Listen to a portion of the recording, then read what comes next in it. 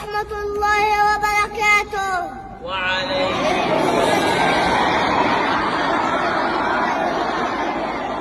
الحمد لله الذي قد وهب عباده المقربين الأدبا، ثم الصلاة بالسلام تلتقي على نبينا عظيم الخلق، وبعدها كأحسن الأخلاق يرقى بها صاحبها المراقي.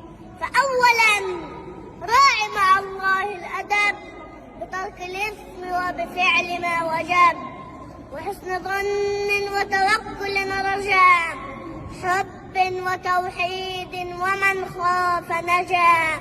وقد نبيه وعظم سنته، قدم على كل الورى محبته، وبرى والديك ولتطعهما، تفز وصل أيا بني الرحما.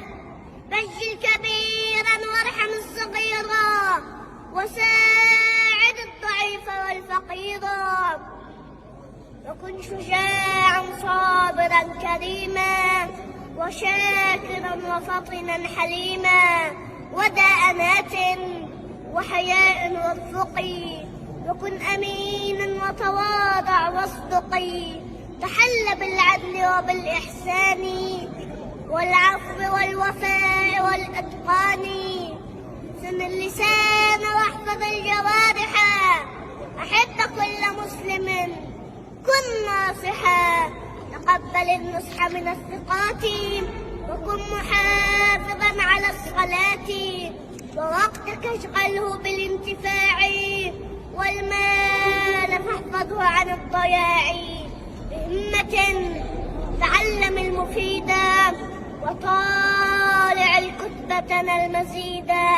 واحترم الكتاب والمعلما، واكرمن من استطعت العلماء.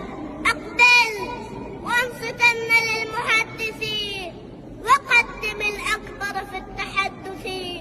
بالخير فانطقا وإلا فاصمتي، وقبل نقل خبر تثبتي. وقدما صلاة الاستخارة إذا هممت ثم الاستشارة، وأتبع الخطى باعتباري، وأتبع الذنب بالاستغفار. أفشي السلام صاحب الأخيار، لا تؤذي إنسانا أخص الجار. وراعي آداب بيوت الناس كغض طرف وكالاستئناس. واكرم الضيف وكن مبتسما، انصر أخاك آثرا المسلما. عن كل ما يسوء كن عفيفا، حافظ على الصحة كن نظيفا. حافظ على الأذكار في الصباح، وفي المساء تحظى بالفلاح. إذا عطست فاحمدن الله، وشمتا من حمد الإله.